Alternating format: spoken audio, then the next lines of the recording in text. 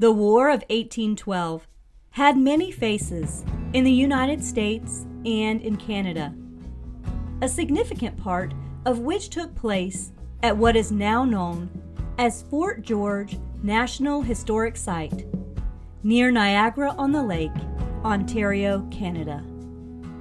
On our trip across the U.S. and Canadian border, this stop turned out to be a highlight for many of the kids during a brief journey through the tunnel of time.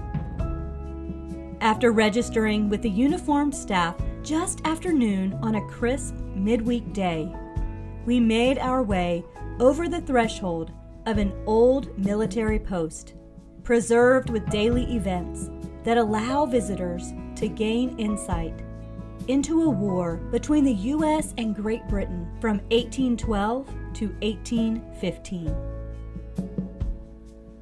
As Parks.canada.ca describes, the War of 1812 comes to life inside Fort George, the main British Army headquarters in the Niagara Region, and the site of a key battle more than 200 years ago. Trained interpreters dressed as soldiers in redcoats and their families share stories about life in the days before the fort fell to American forces along the mighty Niagara River. Throughout the day, musket demonstrations are given with a sense of real-time expertise on tactics and weapons used in battles centuries ago. And the daily program also included featured talks from local historians and the opportunity to visit an old bunkhouse complete with vintage apparel and recreational games similar to those from the 1800s. My favorite part of our visit was watching the kids explore and imagine life in another era. And I also enjoyed the simplicity of wandering paths rich with history under a bright blue sky. I don't like war and conflict, but I know they are all too often part of the human experience.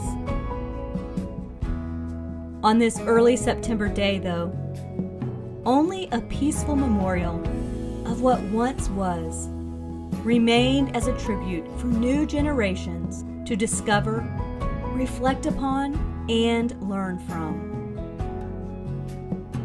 During our excursion, my oldest nephew shared that now the more than 5,000-mile border between the U.S. and Canada is considered the longest undefended international boundary in the world. I think we could have wandered around the open fields of Fort George all afternoon, but on that Wednesday, we had a tight agenda to keep. And before long, we headed up the road for a slice of delicious Greek cuisine in Niagara on the Lake, a picturesque Victorian old town with 19th century charm. By this time, I was somewhat videoed out and put my camera away, but the quaint village was absolutely breathtaking. My brother teased that I just need to return at a later date, stay close by, and create a film of this lovely place. Which, who knows, maybe one day I will. I would certainly love to go back. As the afternoon turned to evening, we loaded into vans and made our way toward Toronto for a church service in Mississauga with friends of friends we had never met, but made an immediate connection through their warm, welcome hospitality. And right away, we bonded with kindred spirits, learning as the evening progressed that we had much in common. After a day of learning about how the ways of man often lead to war, heartache, and division, I found it fitting to wrap up our time in Canada focused on heavenly ways instead.